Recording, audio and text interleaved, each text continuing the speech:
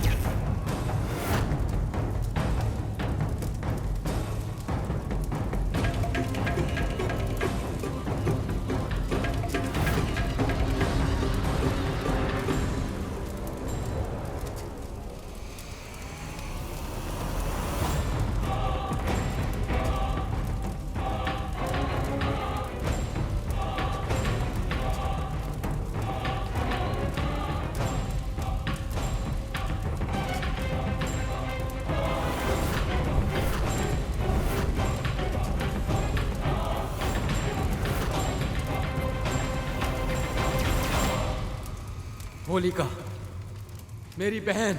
भैया, इतने समय बाद बहन की स्मृति आई। अवश्य ही कोई विशेष कारण होगा, है ना? अपने तुशाले की सहायता से मेरे शत्रु को मृत्यु देनी है तुम्हें बहना। आप जैसे महान त्रिभुवन विजेता असुर सम्राट को मेरी और इस दुशैले की आवश्यकता का आभास करा दिया। इतना शक्तिशाली कौन उत्पन्न हो गया इस ब्रह्मांड में? वही जिसे असुर वंश का अंकुर समझकर अपने हृदय से लगाया, कुल दीपक समझकर आंखों में बसाया। मेरा अपना रक्त, मेरा पुत्र प्रहलाद। भैया, ऐसा क्या किया उसने कि आप उसे इतना कठोर दंड देने के लिए विवश हो गए?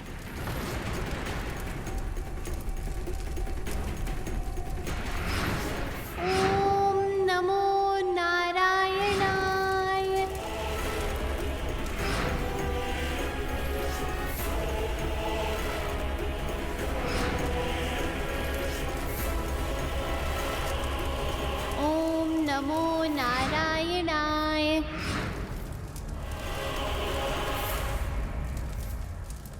आप चिंता मत कीजिए भैया, जो मेरे एक भाई का हत्यारा है और दूसरे भाई के हृदय का कांटा, उस नारायण की प्रशंसा करने वाला केवल आपका ही नहीं, मेरा भी शत्रु है। और अब उसे उचित दंड मिलकर रहेगा। आप प्रजा के सामने एक बड़ी सी चिता का प्रबंध करवाइए। मैं प्रहलाद को अपनी गोद में लेकर चिता में बैठ जाऊंगी। फिर वो चिता जलेगी और उसी के साथ धू धू कर कर जलेगी आपके शत्रु की भक्ति।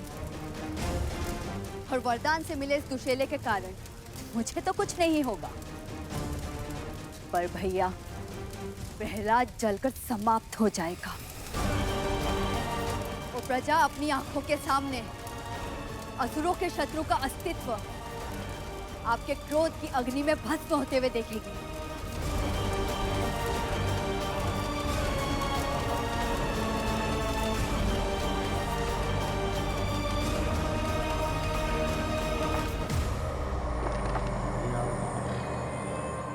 इतने निर्दयी कैसे हो सकते हैं आप स्वामी? अपने पुत्र की चिता आप स्वयं सजा रहे हैं। पुत्रवध महापाप है स्वामी। पितृघात उससे भी बड़ा पाप होता है महारानी। अपराधी को दंड देने से पाप का दोष नहीं लगता, विधान की रक्षा होती है। और सत्य तो यही है कि संस्कार देने का दायित्व माँ का होता है, और आप अपना कर्तव्य निभाने में असफल रही हैं। और अब उसके फलस्वरूप जो भी हो रहा है वो सब आप भैया के मस्तक मंड रही हैं। तुम ऐसा कैसे बोल सकती हो होलिका? तुम भी तो एक स्त्री हो ना? क्या मेरी पीड़ा का तुम्हें आभास नहीं हो रहा है? क्या मेरी वेदना की आवाज तुम तक नहीं पहुंच रही है? अभी भी समय है। मेरी ममता को मत जलाओ बहन, मना कर दो। मैं तो स्त्री हूँ, पर आप भी तो पत्नी है ना भाभी। पति के स्वाभिमान के लिए पुत्र का बलिदान ही आपका कर्तव्य है। इसीलिए आज दुर्बल बनने की आवश्यकता नहीं है। पत्नी धर्म निभाइए भाभी। और माँ का धर्म? अपने पुत्र को अपने सामने भस्म होते देखकर कैसे मौन हो जाऊं? कुलद्रोही पितृद्रोही पुत्र के लिए शोक मत मनाइए लीला। ऐसे कुपुत्र के माता पिता कहलाने से कहीं अधिक उत्तम है निसंतान होना।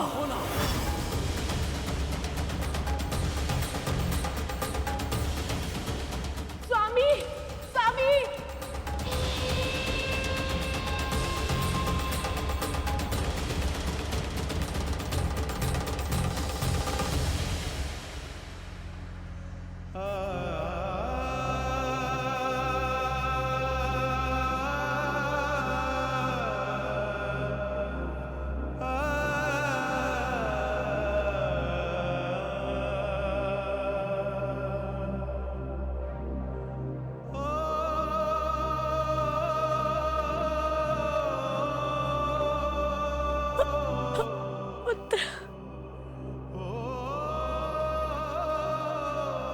प्रहलाद पुत्र,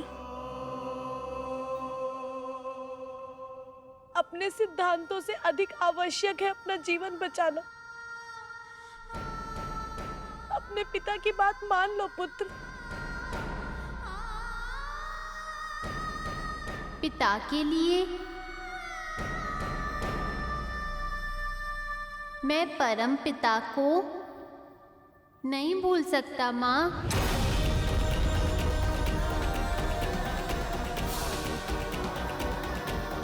पर आप चिंता मत कीजिए, श्री नारायण मुझे कुछ होने नहीं देंगे। मुझे पूरा विश्वास है अग्नि के ताप को भी जलधारा के समान शीतल बना देंगे वो। चलिए बुआ जी, मैं तैयार हूँ।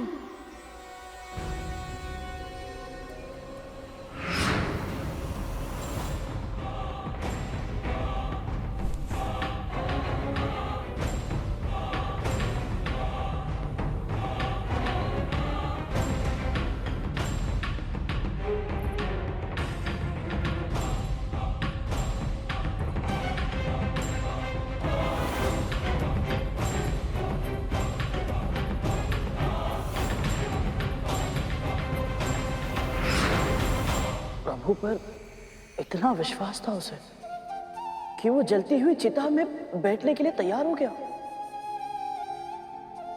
कितनी अधिक भक्ति रही होगी उसके मन में। अद्भुत। माँ, फिर क्या हुआ? प्रभु की लीला अपरंपार है गरुड़।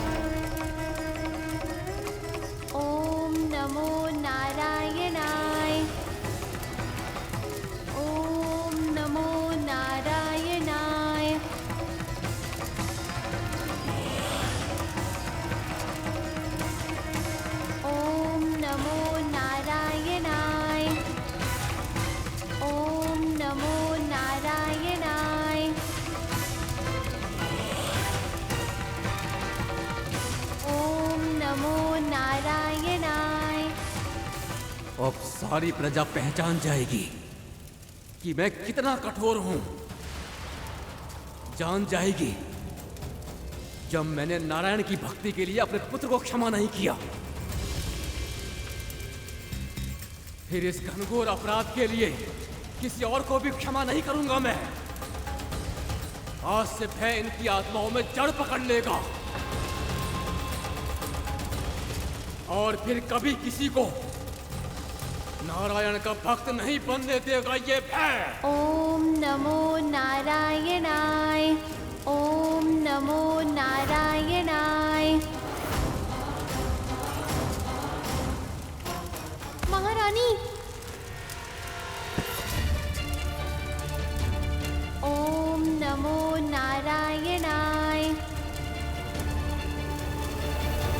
ओम नमो नारायणाय।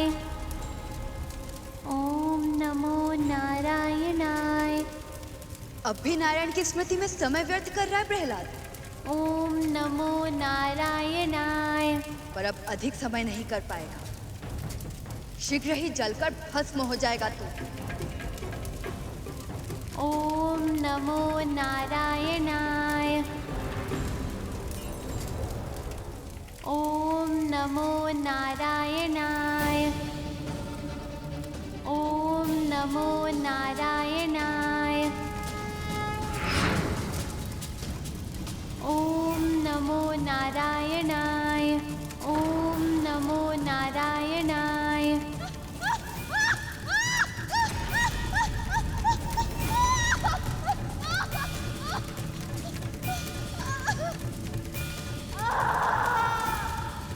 ओम नमो नारायणाय। ओम नमो नारायणाय। होलिका, मेरी बहन।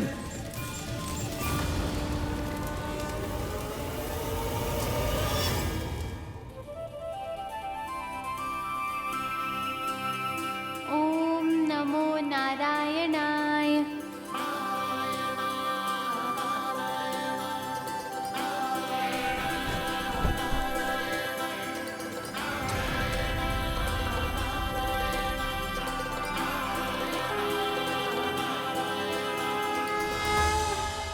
राजकुमार प्रहलाद जीवित हैं।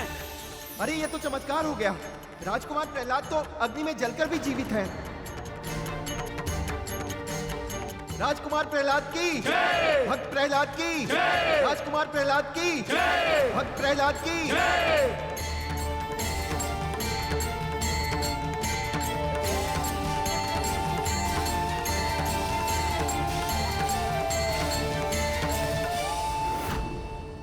पिताजी, आपने देखी श्री नारायण की लीला।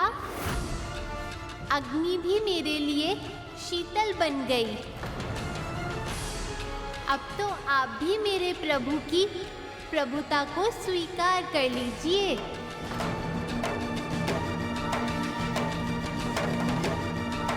ओम नमो नारायणाय। ओम नमो नारायणाय। ओम नमो नारायणाय। ओम नमो नारायणाय। ओम नमो नारायणाय।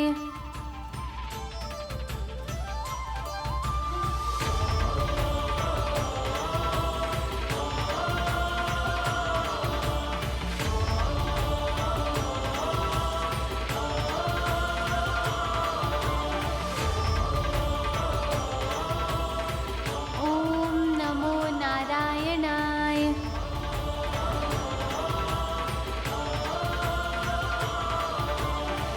महारानी, आप चैतन्य होइए। देखिए, राजकुमार अभी भी जीवित हैं। उन्हें कुछ नहीं हुआ है।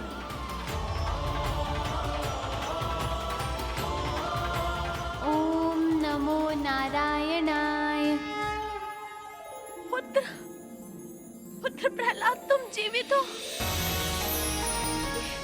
ये तो चमत्कार है।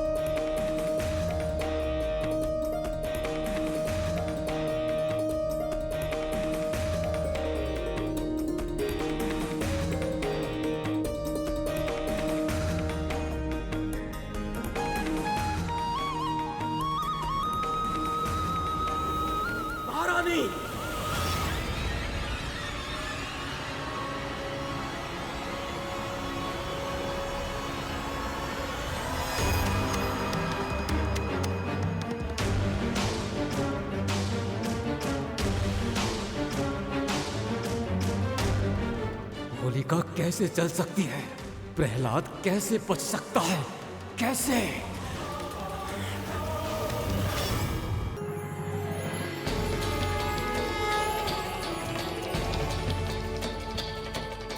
भविष्य में आज का दिन होलिका दहन के नाम से जाना जाएगा। इस कारण आज से युगों युगों के बाद संसार प्रहलाद को और उसकी भक्ति की शक्ति को स्मरण करेगा। रात को मनुष्य होलिका की अग्नि में अपनी सभी नकारात्मकताओं को जला देगा और अगले दिन प्रेम भाव से एक दूसरे को रंग लगाएगा और इस पर्व का नाम होगा होली। ये मेरा सबसे प्रिय पर्व होगा।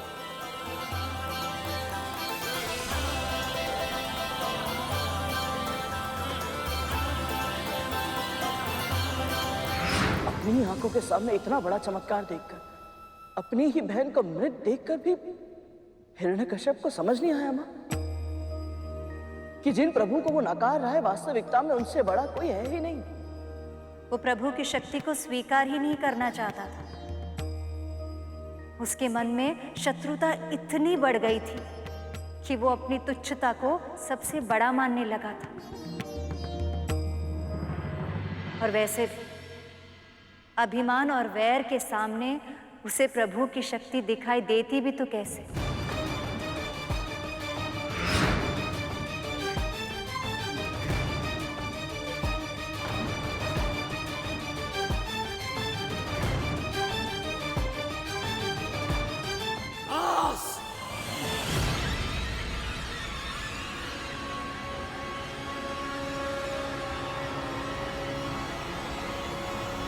बहुत हो चुका नारायण के नाम का कोलाहल।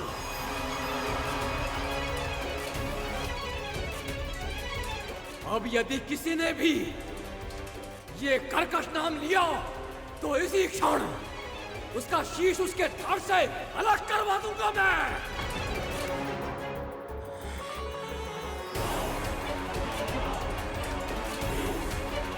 सैनिकों, जो भी नारायण का नाम ले उसका शीश उसके धड़ से अलग कर दो।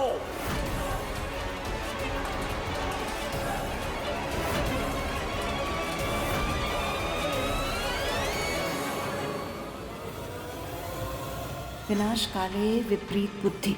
इस मूर्ख को अभी भी ज्ञात नहीं हुआ है कि स्वयं नारायण में ही समस्त सृष्टि बसती है। तो फिर इस सृष्टि से उनका ही अस्तित्व समाप्त करना संभव ही नहीं है।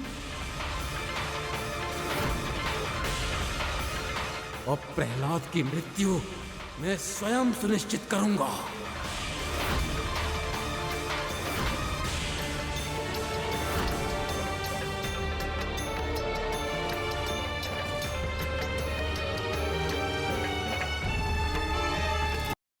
नारायण नारायण नारायण। यदि एक बार और तूने अपनी चमत्कारी शक्तियों का श्रेय उस नारायण को दिया तो तुझे अपने हाथों से दंड दूंगा मैं।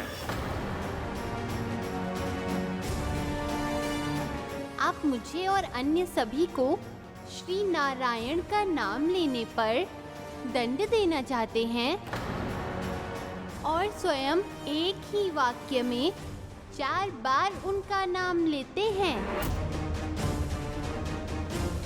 केवल शब्दों में ही नहीं, विचारों में भी। सोते जागते हर समय आपके मन मस्तिष्क में केवल श्री नारायण ही बसते हैं। सत्य तो ये है कि अब मुझे समझ आ रहा है कि जो कुछ हुआ है और जो कुछ हो रहा है वो सब विधि का विधान ही है। विधि का विधान? आप तपस्या के लिए गए थे तो देवराज इंद्र ने माँ का अपहरण किया।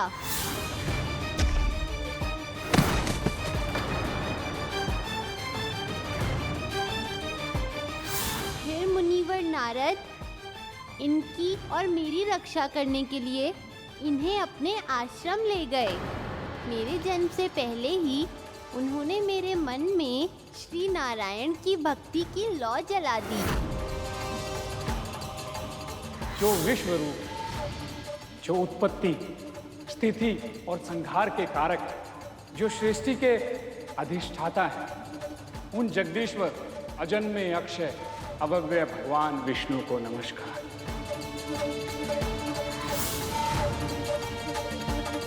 ये सब इसीलिए हुआ पिताजी, क्योंकि भगवान चाहते थे कि आप सदैव उनका स्मरण करते रहें। ऐसा तो मैंने कभी सोचा ही नहीं। क्या ये सत्य है पुत्र? बस, अति हो चुकी है अब। मैंने कहा था ना कुलद्रोही, यदि तुमने नारायण का नाम लिया तो मुझे स्वयं तुम्हारा वध करना होगा।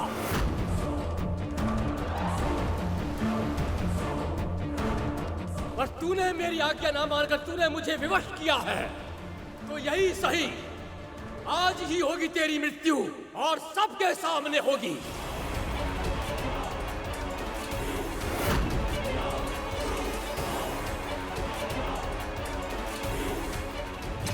स्वामी, ये क्या कर रहे हैं आप?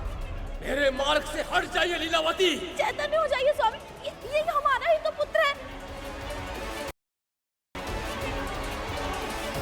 नहीं, ये मेरा शत्रु है।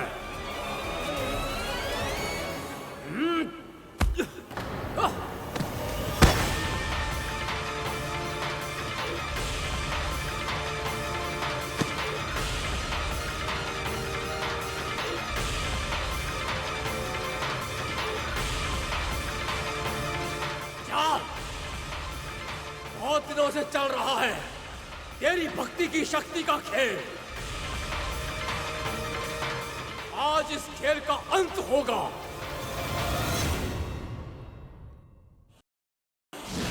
देखता हूं आज मेरी गदा के वार से तेरे प्राणों की रक्षा कौन करेगा।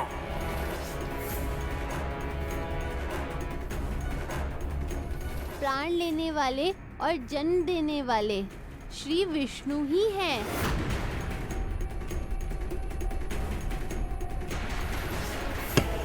फिर उसी नारायण के नाम का जाप। कहां है तेरा नारायण? बुला उसे। आज तेरे साथ साथ उसको भी मार डालूंगा मैं।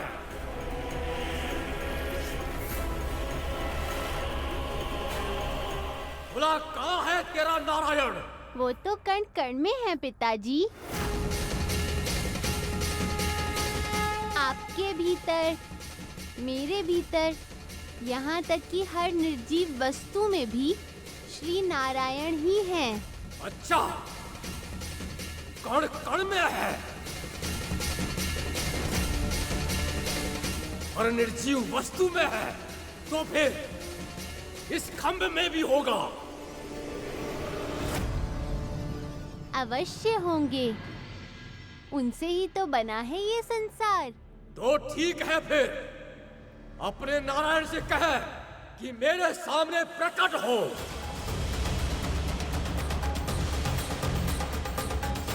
क्या हुआ? भयभीत हो गया? पुकार उसे, बुला।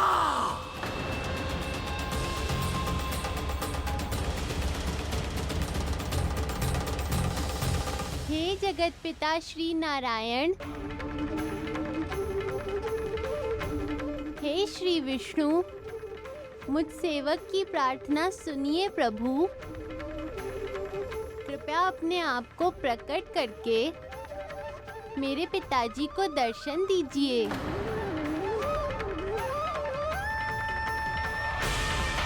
इनकी शंका मिटा दीजिए।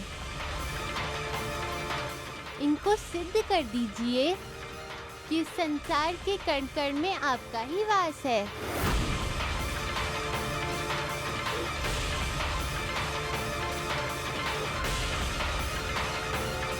प्रभु, हिरण्यकश्यप के पापों का घट भरा हो या ना भरा, आपको अपने भक्त की रक्षा के लिए जाना ही होगा।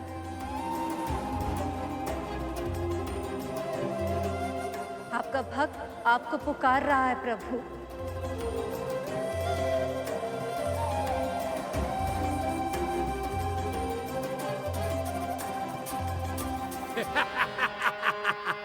कहाँ रह गया तेरा नारायण?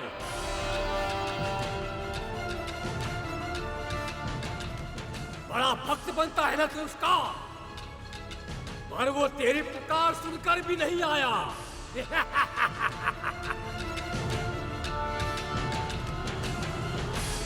जानता है क्यों? क्योंकि उसको मुझसे भय लगता है, इसलिए तो मुझसे छिप कर रहता है वो। ये सत्य नहीं है पिताजी, भय तो उन्हें छू भी नहीं सकता। जहाँ तक छिपने का प्रश्न है, वो तो आपके भीतर भी निवास करते हैं, मेरे भीतर भी, और इस खंभ में भी।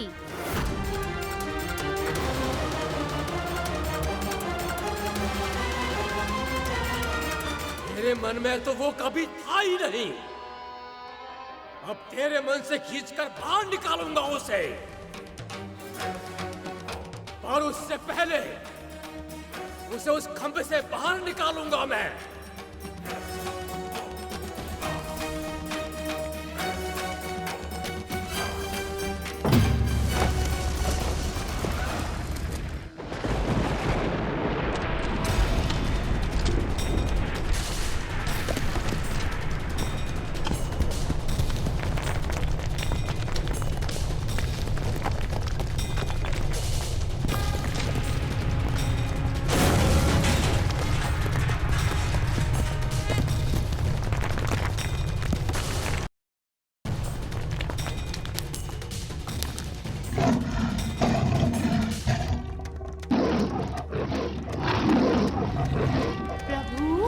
आपने कृपा कर दी, दर्शन दे दिए आपने।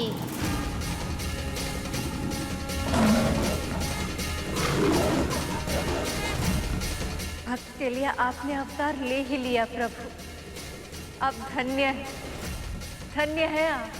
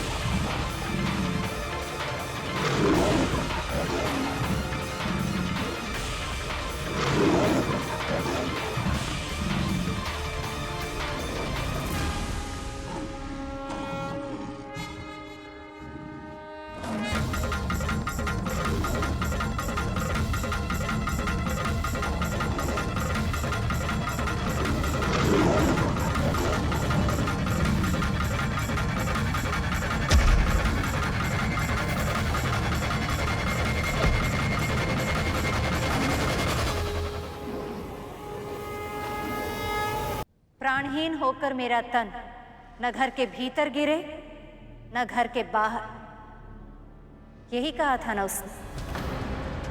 पर चौखट ना तो भीतर है ना बाहर। मेरा काल मुझ तक ना तो दिन में पहुंच पाए और ना ही, पर ये तो संध्या काल है, दिन और रात के मध्य का समय है। मेरा वध करने का सामर्थ्य ना किसी मनुष्य में हो, ना देव में, ना असुर में और ना ही किसी पशु में। पर ये ना तो मनुष्य है, ना देव, ना असुर और ना ही पशु। ये तो है नरसिंह। मेरी मृत्यु न धरती पर हो न आकाश, पर ये तो न धरती न आकाश। मुझे ये वरदान दीजिए ब्रह्मदेव कि मेरी मृत्यु का साधन ना कोई अस्त्र बन सके, ना ही कोई शस्त्र। मेरा वध करने का सामर्थ्य ना किसी मनुष्य में हो, ना ही किसी पशु में, और ना ही किसी देव या असुर में। मेरा काल मुझ तक ना दिन में पहुंच पाए ना ही रात में।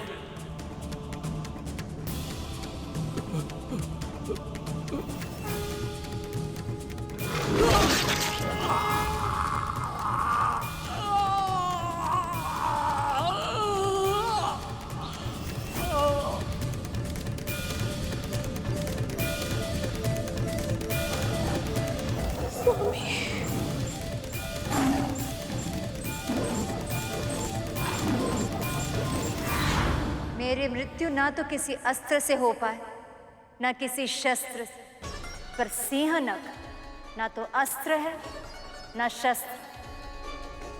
प्रभु ने इन सब शर्तों को मानकर उसका अंत कर दिया।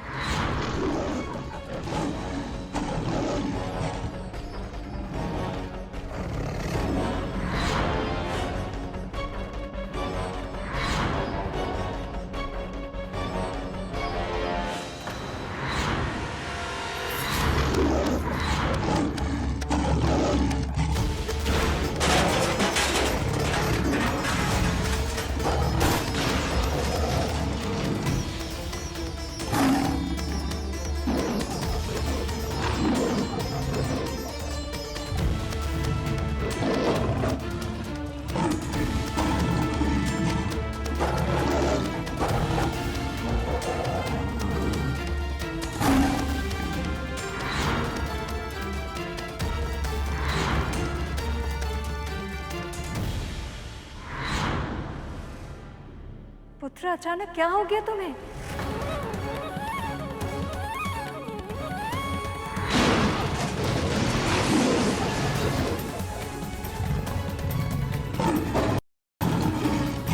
प्रहलाद,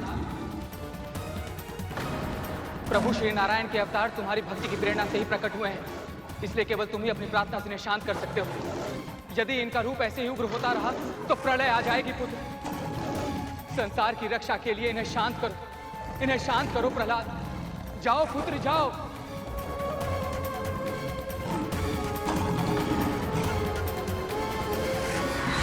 पुत्र, शांत हो जाओ पुत्र,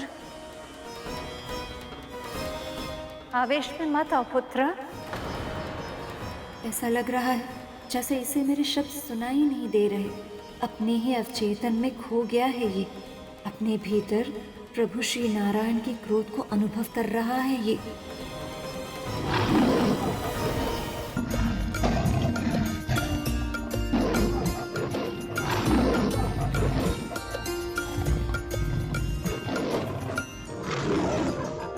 हे विराट पुरुष सर्वशक्तिमान, हे विराट पुरुष सर्वशक्तिमान, हे जनार्दन विष्णु महान, है जनार्दन विष्णु महान। आपको मेरा प्रणाम, आपको मेरा प्रणाम, बारंबार विनीत प्रणाम।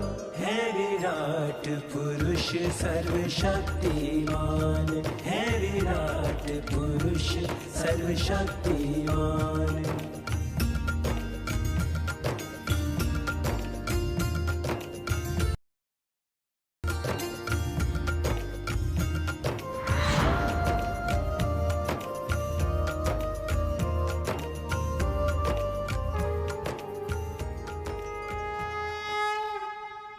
माँ, मैंने आज तक बस भक्ति की थी। आज पहली बार अपने भीतर बसे प्रभु का आभास हुआ है मुझे। प्रभु का वाहन बन पाने की तुम्हारी यात्रा में ये सबसे महत्वपूर्ण पड़ाव था पुत्र। अब जब भी तुम प्रभु को लेकर उड़ोगे, उनके मन की बात उनके कहे बिना ही समझ पाओगे। प्रभु जब शांत हुए तब उन्होंने क्या कहा माँ? प्रहलाद से उनके मिलन के बारे में बताइए ना माँ। आपके दर्शन पाकर मैं धन्य हो गया प्रभु। असुर सम्राट प्रहलाद की जय। असुर सम्राट प्रहलाद की जय। असुर सम्राट प्रहलाद की जय। सम्राट प्रहलाद की जय। सम्राट प्रहलाद की जय। सम्राट प्रहलाद की जय।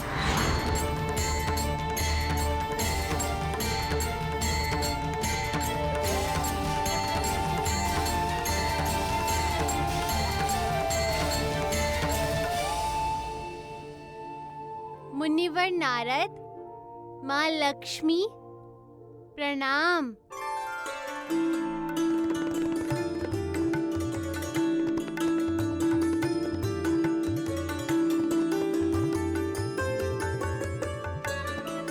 देवी, आंसू पोछिए, ये तो सत्य के आभास का अवसर है।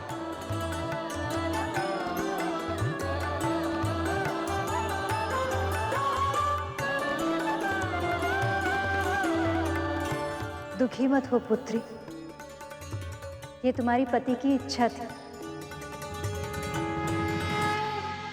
पिछले जन्म में वो प्रभु की बहुत बड़े भक्त थे, किंतु एक श्राप के कारण इस रूप में यहाँ जन्म लिया।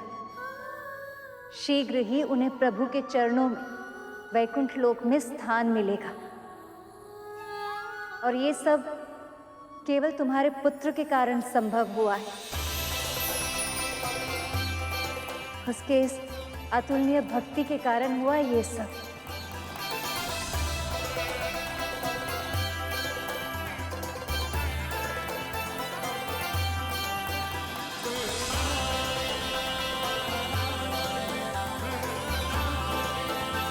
भक्त वत्सल असुर सम्राट की, प्रभु नरसिम्हा की, प्रभु नरसिम्हा की, प्रभु नरसिम्हा की, प्रभु नरसिम्हा की। आपने बहुत अच्छी कथा सुनाई माँ, मन प्रसन्न हो गया। जब एक अवतार की कथा ने मन को मुग्ध कर दिया, तो अन्य अवतारों के बारे में जानना कितना रोचक होगा। मुझे सभी अवतारों के बारे में बताइए ना माँ। निकट भविष्य में असुरराज बलि तीनों लोगों पर नियंत्रण प्राप्त करना चाहेंगे, तो प्रभु वामन अवतार लेंगे। उसके बाद जब पृथ्वी के राजा महाराजा अधर्म के मार्ग को अपना लेंगे, तब उन अधर्मी क्षत्रियों के अधर्म का अंत करने हेतु प्रभु महर्षि परशुराम के रूप में अवतार लेंगे।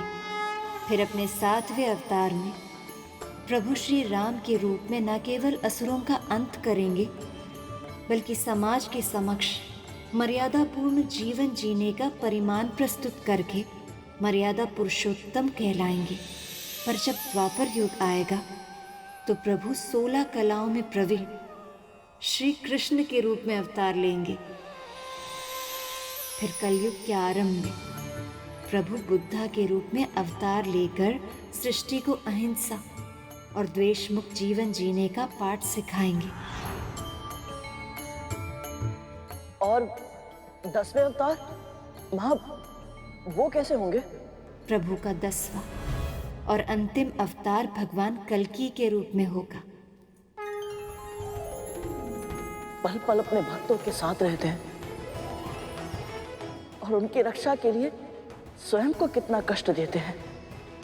सचमुच माँ, प्रभु प्रभु धन्य है।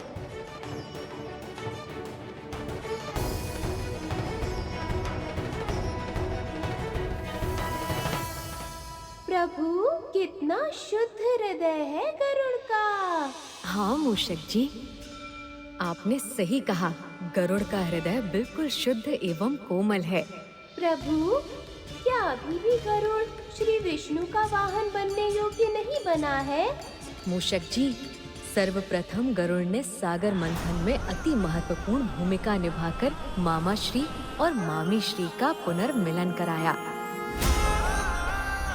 तत्पश्चात उसने अपनी माँ देवी विंता को अपनी ही बड़ी माँ देवी कद्रू के दास्ता से मुक्त कराकर सृष्टि का सर्वश्रेष्ठ मातृ भक्त कहलाया। विंता और उसके पुत्र गरुड़ को अपनी दास्ता के बंधन से मुक्त करती हूँ। और फिर नवरात्रि के 9 व्रत रखकर उसने देवी आदि शक्ति से भी आशीर्वाद अर्जित किया है। शक्ति के इस परिचय के बाद अब तुम अपने आराध्य विष्णु के भार को वहन करने की क्षमता प्राप्त कर पाओगे। हाँ प्रभु, और तो और अब वो अपने भीतर अपने स्वामी प्रभु विष्णु का भी आभास कर पाता है। सही कहा आपने मूषक जी। इसीलिए अब वो पूर्ण रूप से मामा श्री का वाहन बनने योग्य बन गया है। किंतु हर लीला के घटित होने हेतु उचित अवसर का आना अति आवश्यक है। बेचारा गरुड़, न जाने कब आएगा वो अवसर जब उसकी अपने स्वामी का वाहन बनने की इच्छा पूर्ण हो पाएगी। देवराज, पृथ्वी पर बिताए 9 दिन जो आनंद देते हैं उसका वर्णन कर पाना भी असंभव है देवराज। सत्य कहा आपने प्रभु। पृथ्वी वो स्थान है जहाँ यदि मनुष्य चाहे तो वो अपने पुरुषार्थ से सब कुछ प्राप्त कर सकता है, पर कठिन से कठिन परिस्थितियों में अपने प्रभु को न भूलकर उनका नाम लेते रहना ही उनके उद्धार का सबसे छोटा और सर्वश्रेष्ठ मार्ग है। निसंदेह माँ, निसंदेह। प्रभु के बारे में माँ से जितना भी जाना उससे ये तो स्पष्ट है कि हर लीला से पहले उसके हो पाने के लिए आवश्यक परिस्थिति उत्पन्न अवश्य होती है।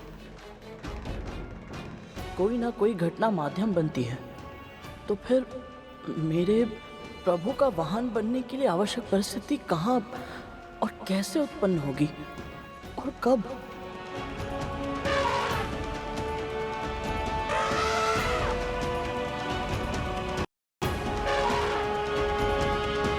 जल में? पिताजी, जल से मुझे भय लगता है। हाँ, मुझे भी। भगवान की बनाई हुई सृष्टि में भय का कोई कारण ही नहीं है पुत्रों। देखो मुझे।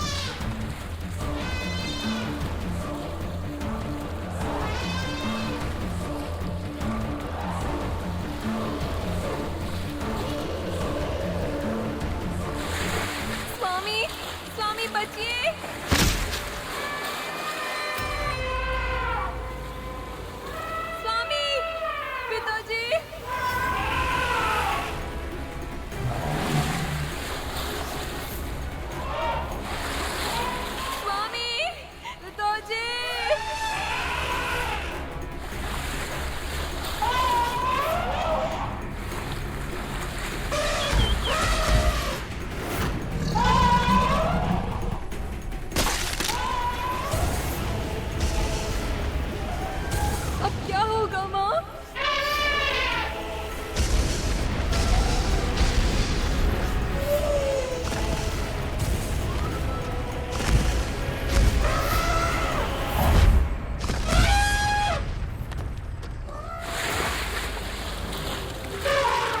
कहाँ गया ये दुष्ट? लगता है भयभीत होकर भाग गया।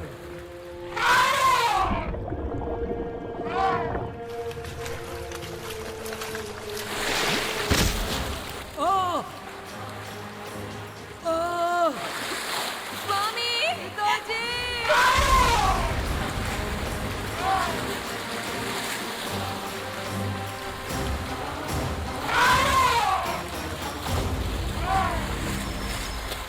माँ, पिताजी को कुछ होगा तो नहीं?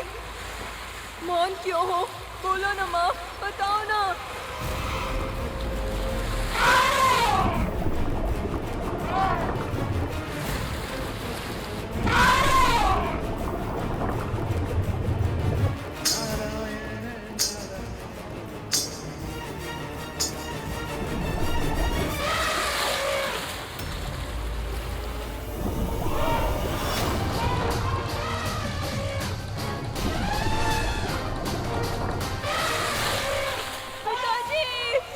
ये हाथी सहायता के लिए क्यों नहीं पुकार रहा है प्रभु को?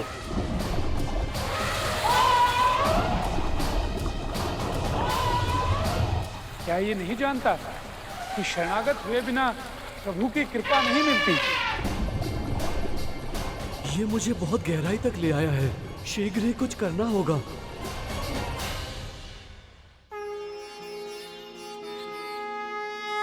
और कब तक प्रतीक्षा करनी होगी मुझे?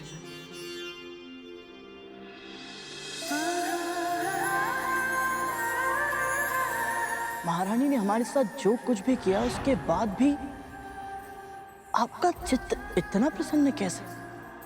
चित्त चंचल होता है गरुड़, अपनी वर्तमान परिस्थिति से कभी संतुष्ट नहीं होता।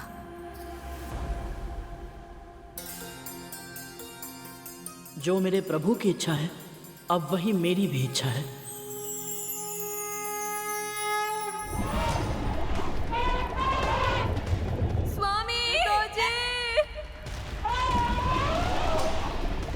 अब जल में संतुलन बनाना कठिन हो रहा है।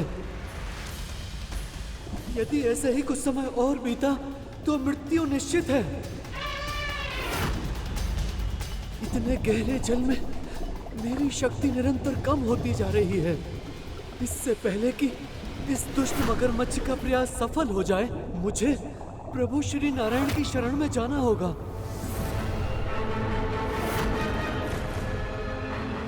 हे प्रभु, आप ही से ये सृष्टि है, आप ही इसके पालनहार हैं। मेरे परिवार को मेरी आवश्यकता है प्रभु। स्वामी पिताजी, आप सर्वशक्तिमान हैं। मेरी गुहार सुन लीजिए, मेरी रक्षा कीजिए प्रभु, मेरी रक्षा कीजिए। मेरी गुहार सुन लीजिए प्रभु, मेरी रक्षा कीजिए प्रभु, मेरी रक्षा कीजिए। हे धर्म के रक्षक, संत जनों की पीड़ा का नाश करने के लिए सदैव अवतार लेने वाले श्री नारायण, मेरी रक्षा कीजिए। मैं आपकी शरण में हूँ प्रभु, आपको मेरी रक्षा करनी ही होगी। रक्षा कीजिए प्रभु, रक्षा कीजिए। रक्षा कीजिए प्रभु, रक्षा कीजिए। रक्षा कीजिए प्रभु, रक्षा कीजिए। प्रभु, प्रतीत होता है कि वो अवसर आ गया जब गरुड़ अपने स्वामी प्रभु श्री विष्णु का वाहन बनकर अपनी और अपनी माता की इच्छा पूर्ण कर पाएगा और समस्त संसार में वंदनीय बन जाएगा। मामा श्री का वाहन बनना केवल उसकी इच्छा ही नहीं, अपितु उसके जीवन का लक्ष्य भी है। किंतु नियति में जो जो जब जब होना लिखा है वो तब तब ही होता है मूषक जी। और आप तो जानते ही हैं, मामा श्री की लीला तो कभी भी सरल नहीं होती। प्रभु, आपके वचनों से ऐसा प्रतीत होता है कि गरुड़ के मार्ग में पुनः कोई अड़चन आने को है।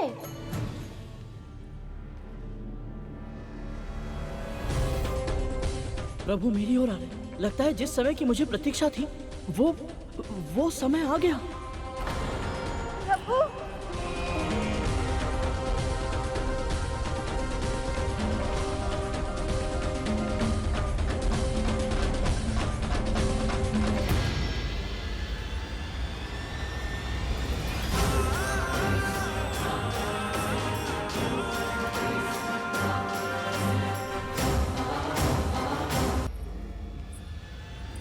इससे पहले कि मेरी सांसों की डोर टूट जाए, मेरी रक्षा कीजिए प्रभु। प्रभु आप अपने आप को कष्ट क्यों दे रहे हैं? अपने सेवक को सेवा का अवसर दीजिए। अब तो मुझे अपना वाहन बना लीजिए प्रभु।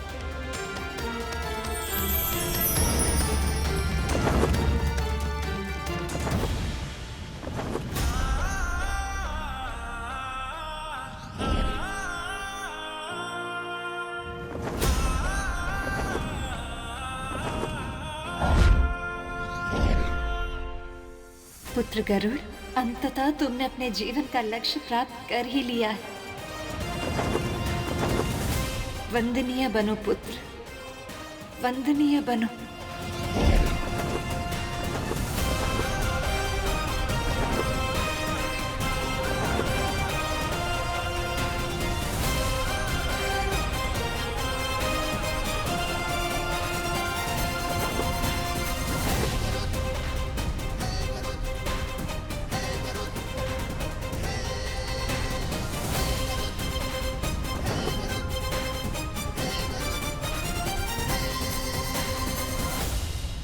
समय बीतता जा रहा है प्रभु, मेरी सांस उखड़ रही है। अपने भक्त के प्राण बचाइए प्रभु, रक्षा कीजिए।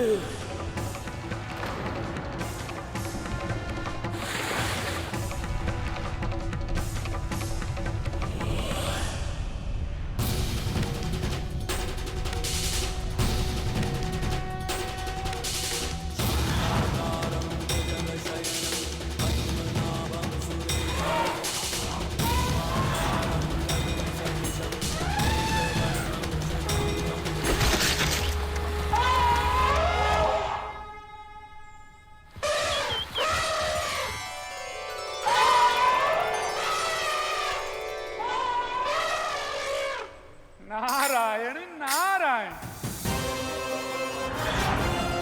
धन्यवाद प्रभु।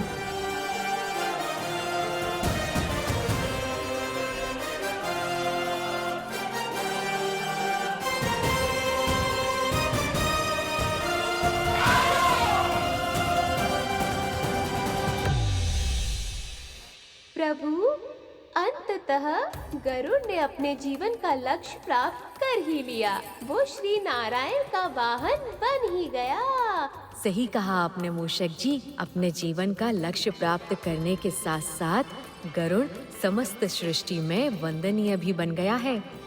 अनंत काल तक जब जब मामा श्री प्रभु विष्णु की पूजा की जाएगी, तब तब गरुड़ का भी वर्णन अवश्य किया जाएगा।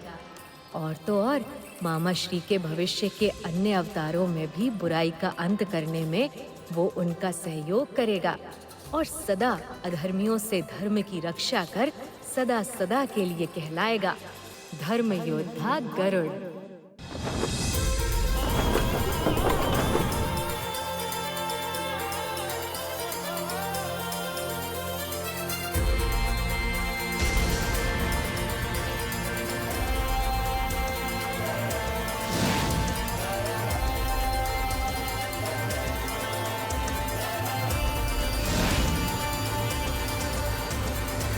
गरुड़, तुमने सिद्धि प्राप्त करके भी धैर्य का परिचय दिया और अपने आप को मेरे लिए पूरी तरह समर्पित कर दिया। मैं इससे बहुत प्रसन्न हूं। आपकी दया अता है प्रभु। मैं कृतज्ञ हूं माँ लक्ष्मी का, भाई शेषनाग का, सभी देवी देवताओं का और सबसे अधिक मेरी मां विंता का, जिनके मार्गदर्शन और आशीर्वाद के बिना ये यात्रा करना मेरे लिए असंभव था। आप सभी का बहुत बहुत धन्यवाद।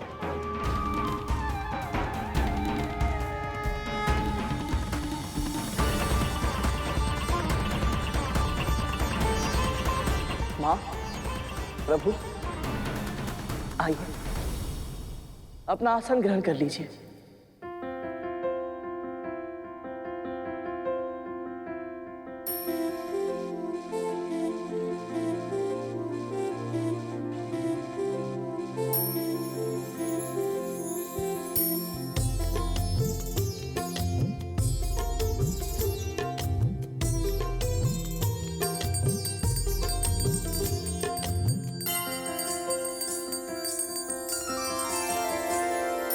अच्युतानंत गोविंद नामोच्चारण भेष जात, नश्यन्ति सकला रोगा, सत्यं सत्यं वदाम्यहम्। शान्ताकारं भुजङ्गशयनं पद्मनाभं सुरेशम्, विश्वाधारं गगनसदृशं मेघवर्णं शुभांगं, लक्ष्मीकान्तं कमलनयनं योगी विद्यार्यनगम्यं, वन्दे विष्णु भवभयहरं सर्वलोकैकनाथं। यं ब्रह्मा वरुणेन्द्रो रुद्रमरुतः स्तुन्वानि दिव्यस्तवैवेदेः।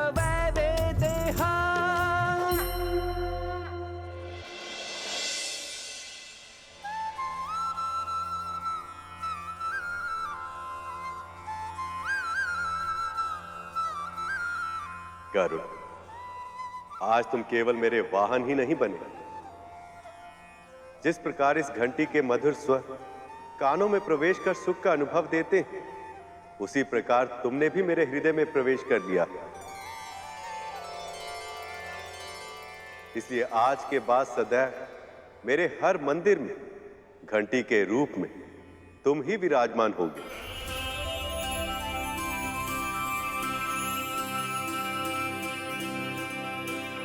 आपकी कृपा अनंत है प्रभु। तुम्हारी तरह जो भी भक्त अपने आप को पूरी तरह से मुझे समर्पित कर देगा, तो उसका कल्याण मैं सदैव करूंगा।